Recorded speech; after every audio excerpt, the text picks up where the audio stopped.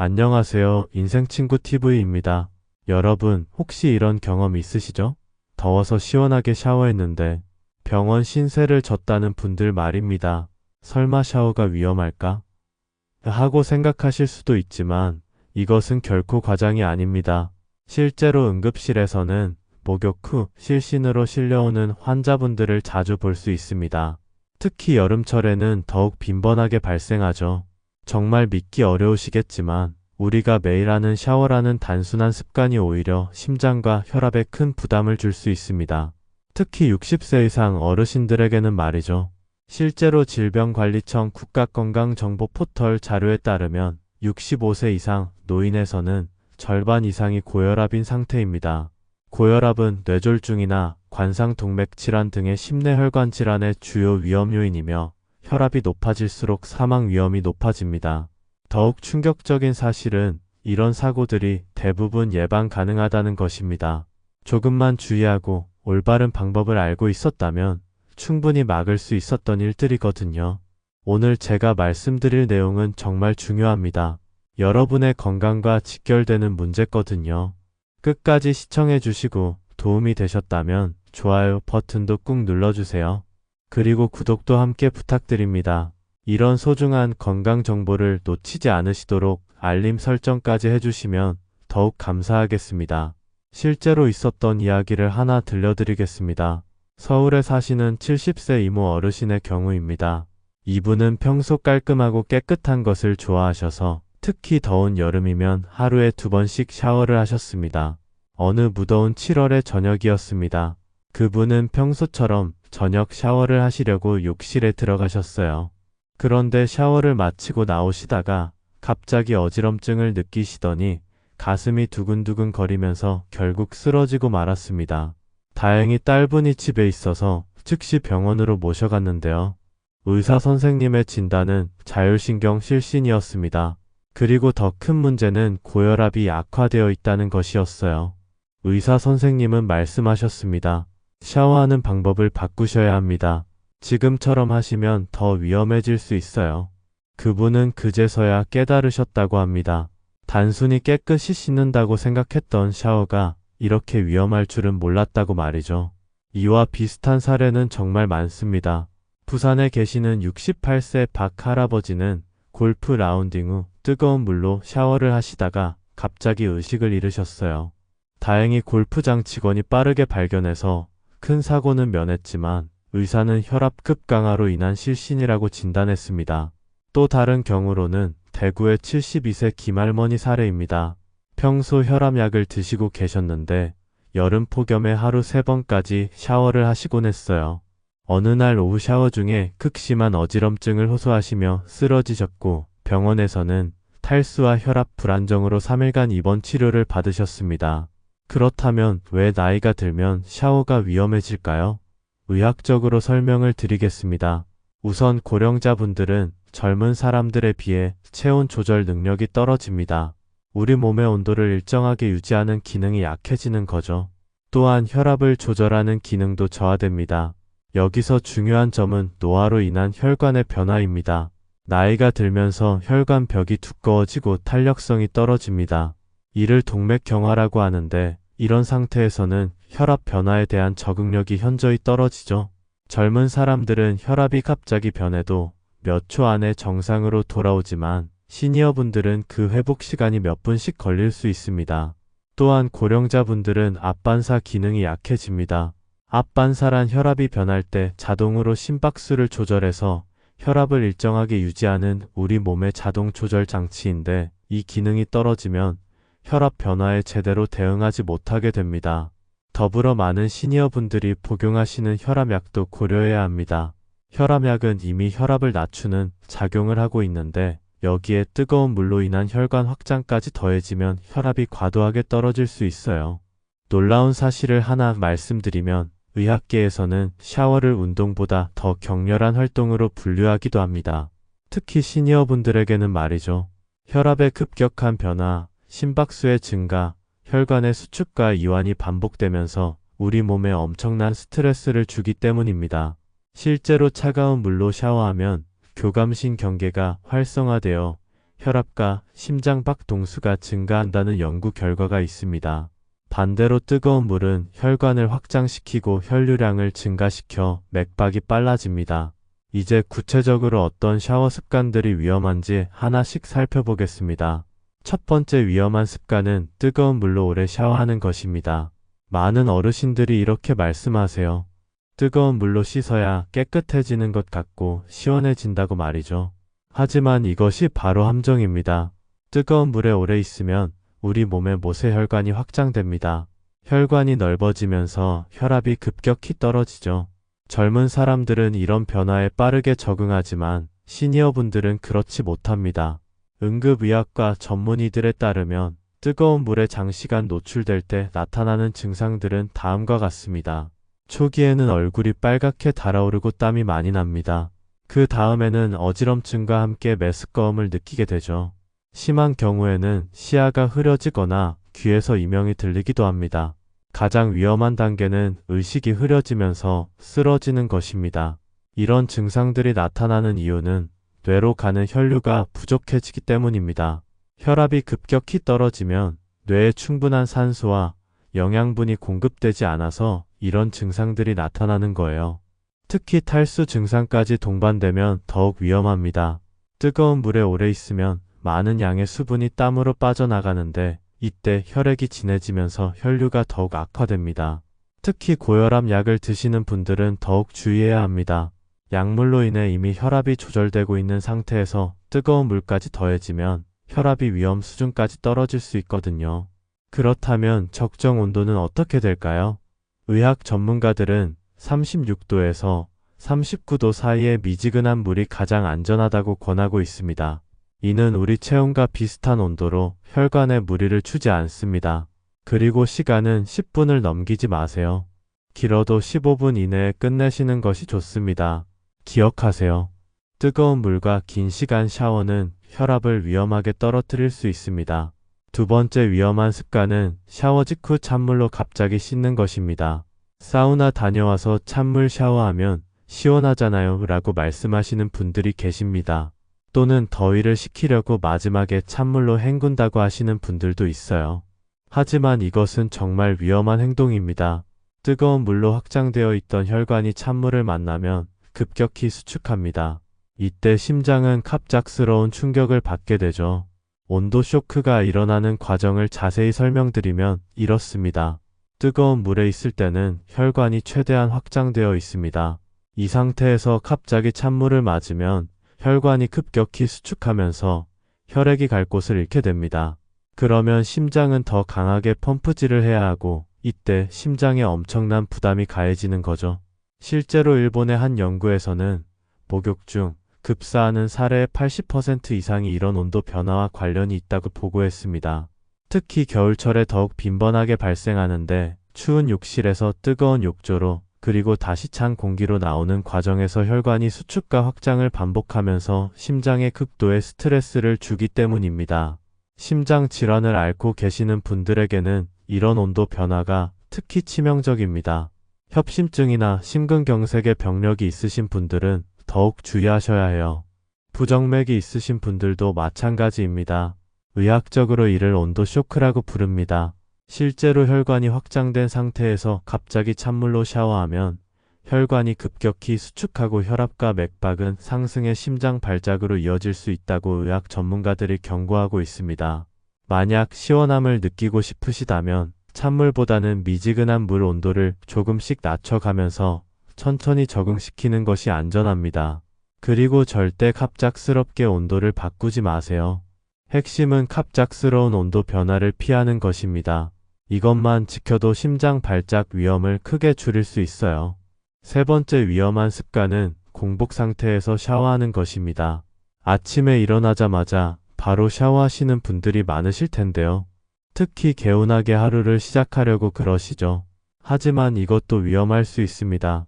공복 상태에서는 우리 몸의 혈당 수치가 낮은 상태입니다. 여기에 샤워로 인한 혈관 변화까지 더해지면 어지럼증이 생기기 쉬워요. 특히 당뇨병을 앓고 계시는 분들은 더욱 주의해야 합니다. 공복 상태에서 샤워할 때 나타나는 증상들을 구체적으로 살펴보면 처음에는 힘이 빠지고 다리에 힘이 들어가지 않습니다. 그 다음에는 식은땀이 나면서 어지럼증이 시작되죠. 심한 경우에는 눈앞이 깜깜해지면서 쓰러지게 됩니다. 이런 증상은 특히 당뇨병을 앓고 계시는 분들에게 더욱 위험합니다. 당뇨병 환자분들은 혈당 조절이 어렵기 때문에 공복 상태에서는 혈당이 정상인보다 더 많이 떨어질 수 있어요. 여기에 샤워로 인한 혈압 변화까지 더해지면 정말 위험한 상황이 올 수 있습니다. 또한 혈압약을 드시는 분들도 주의하셔야 합니다. 아침에 혈압약을 드시고 바로 공복 상태에서 샤워를 하시면 약물 효과와 샤워 효과가 겹치면서 혈압이 과도하게 떨어질 수 있거든요. 실제로 아침 샤워 중에 발생하는 저혈당성 실신 사례가 적지 않습니다. 혈당이 낮은 상태에서 혈관까지 확장되면 뇌로 가는 혈류가 부족해져서 의식을 잃을 수 있거든요. 특히 60세 이상 어르신들은 밤새 긴 공복 시간을 견뎌낸 상태입니다. 젊은 사람들보다 혈당 변화에 더 민감하죠. 그래서 아침 샤워는 더욱 위험할 수 있어요. 안전한 방법은 간단합니다. 샤워 전에 가벼운 간식이나 따뜻한 물 한 잔 정도는 드시고 30분 후에 샤워하세요. 또는 식후 1시간 정도 후에 샤워하시는 것이 가장 안전합니다. 한림대학교 한강성심병원 자료에 따르면 고혈압 환자나 당뇨병 환자, 그리고 노인분들에게는 고온욕이 좋지 않다고 명시되어 있습니다. 특히 수축기 혈압이 180 이상인 고혈압 환자나 심장병이 있는 분들은 더욱 주의가 필요합니다. 간단히 말해서 공복의 샤워는 금물입니다. 반드시 무언가 드신 후 충분한 시간을 두고 샤워하세요. 네 번째 위험한 습관은 늦은 밤 샤워입니다. 하루 일과를 마치고 깔끔하게 씻고 자야 잠이 잘 온다고 생각하시는 분들이 많으실 것입니다. 하지만 늦은 밤 샤워는 오히려 수면에 방해가 될 수 있어요. 샤워 후 우리 몸의 체온이 떨어지면서 잠들기 어려워집니다. 특히 순환 기능이 약해진 시니어분들에게는 이런 현상이 더 뚜렷하게 나타나죠. 잠들기 위해서는 우리 몸의 중심 체온이 서서히 떨어져야 합니다. 그런데 늦은 밤 샤워를 하면 이런 자연스러운 체온 변화 리듬이 깨어져요. 또한 샤워로 인한 각성 효과도 있습니다. 물의 자극과 체온 변화가 우리 몸을 깨어있는 상태로 만들거든요. 실제로 텍사스 대학교 연구팀이 수면의학 학회지에 발표한 연구에 따르면 취침 한두 시간 전에 최소 10분간 40에서 42도 사이의 따뜻한 물로 샤워를 하면 10분가량 더 빨리 잠들고 더 깊게 잘 수 있는 것으로 나타났습니다. 하지만 밤 10시 이후 샤워는 되도록 피하시는 것이 좋습니다. 만약 저녁에 샤워를 하셔야 한다면 잠들기 최소 2시간 전에는 끝내세요. 그리고 샤워 후에는 실내 온도를 조금 높게 유지해서 체온이 급격히 떨어지지 않도록 하는 것이 좋습니다. 요약하면 밤 늦은 샤워는 숙면을 방해합니다. 저녁 8시 이전에 끝내시는 것이 가장 좋아요. 다섯 번째 위험한 습관은 샤워 직후 바로 외출하는 것입니다. 병원 가기 전에 깔끔하게 씻고 나가야지 또는 약속 시간에 늦어서 샤워하고 바로 나갔다는 경우가 종종 있으실 텐데요. 이것도 위험할 수 있습니다. 샤워 후 우리 몸의 체온 조절 시스템은 아직 완전히 안정되지 않은 상태입니다. 이때 바로 외부 환경에 노출되면 체온 변화가 면역력에 직접적인 영향을 줍니다. 특히 여름철 에어컨이 강하게 틀어진 곳이나 겨울철 찬 바람이 부는 곳으로 바로 나가시면 감기나 근육통이 생기기 쉬워요. 샤워로 열린 모공과 촉촉해진 피부가 외부 자극에 더 민감하게 반응하기 때문입니다. 그리고 혈압이 아직 안정되지 않은 상태에서 외부 온도 변화까지 더해지면 혈관의 이중 부담이 가해집니다. 이는 특히 혈압 조절이 어려운 시니어분들에게 위험할 수 있어요. 안전한 방법은 샤워 후 최소 30분은 실내에서 안정을 취하는 것입니다. 그리고 외출할 때는 체온 변화에 대비해서 겉옷을 준비하시는 것이 좋습니다. 마지막 위험 습관을 정리하면 샤워 직후 바로 나가지 마시고 30분은 집에서 안정을 취하세요. 이제 만약 샤워 중에 위험한 증상이 나타났을 때 어떻게 대처해야 하는지 말씀드리겠습니다. 이것은 정말 중요한 응급처치 방법이니까 꼭 기억해 두세요. 첫째, 샤워 중에 어지럼증이나 메스꺼움을 느끼시면 즉시 샤워를 중단하고 욕실 바닥에 앉으세요. 서 있으면 쓰러질 위험이 있으니까요. 가능하다면 벽에 등을 기대고 앉으시는 것이 좋습니다. 둘째, 찬 공기를 마실 수 있도록 욕실 문을 열어주세요. 습하고 더운 공기보다는 시원한 공기가 회복에 도움이 됩니다. 셋째, 물을 조금씩 마시세요. 탈수 증상이 있을 수 있으니까요. 하지만 한 번에 많이 드시지 말고 조금씩 천천히 드시는 것이 좋습니다. 넷째, 다리를 심장보다 높게 올려주세요.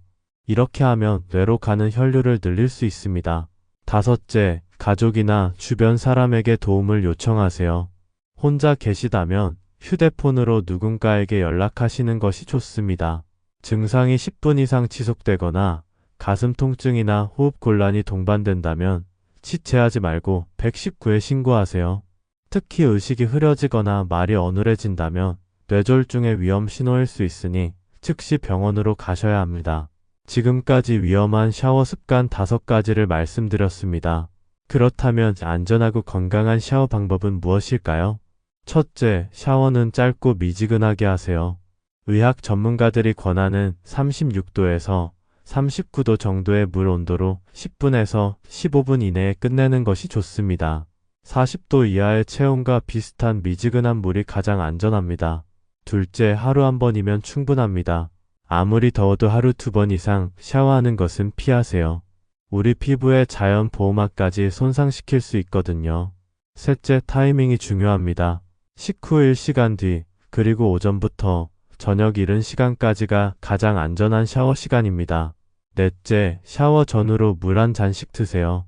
탈수를 방지하고 혈압 안정에도 도움이 됩니다. 다섯째, 갑작스러운 온도 변화는 절대 금물입니다.